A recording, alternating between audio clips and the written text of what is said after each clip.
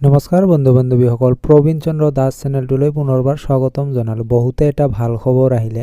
আকৌ অসম পুলিচৰ ফালৰ পৰা বহুকেইটা পদ মুকলি হৈছে।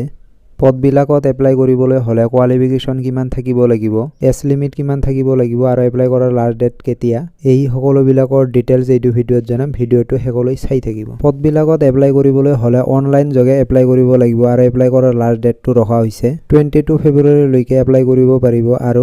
আৰু অসম পুলিচৰ ফালৰ পৰা টোটেল পোষ্ট মুকলি কৰা হৈছে 333 ভেকেন্সি মুকলি কৰা হৈছে অসম পুলিচৰ ফালৰ পৰা। পোষ্টবিলাকৰ নাম হ'ল সাব অফিচাৰ ইমাৰ্জেঞ্চি ৰেস্কিউৰ APR and fire and emergency service. Sub অফিচাৰৰ বাবে টোটেল পোষ্ট মুকলি কৰা হৈছে এটা।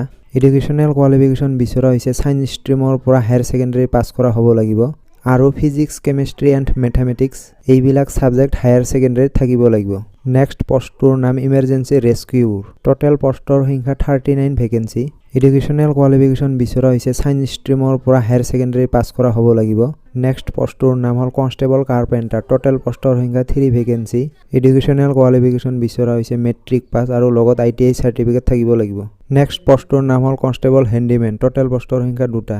এডুকেশ্যনেল কোৱালিফিকেশ্যন বিচৰা হৈছে মেট্ৰিক পাছ আৰু ড্ৰাইভিং লাইচেন্স থাকিব লাগিব। নেক্সট পোষ্টটোৰ নাম হ'ল কনষ্টেবল মেছেঞ্জাৰ। টোটেল পোষ্টৰ সংখ্যা 14 ভেকেন্সি। এডুকেশ্যনেল কোৱালিফিকেশ্যন বিচৰা হৈছে মেট্ৰিক পাছ আৰু ড্ৰাইভিং লাইচেন্স থাকিব লাগিব। নেক্সট পোষ্টটোৰ নাম হ'ল কনষ্টেবল ডিছপেটছ ৰাইডাৰ। টোটেল পোষ্টৰ সংখ্যা 9 ভেকেন্সি। এডুকেশ্যনেল কোৱালিফিকেশ্যন বিচৰা হৈছে মেট্ৰিক আৰু ড্ৰাইভিং লাইচেন্স থাকিব লাগিব। ভিডিঅ'টো চাই ভাল লাগিলে প্লিজ লাইক, কমেণ্ট, ছাবস্ক্ৰাইব কৰিব। ধন্যবাদ।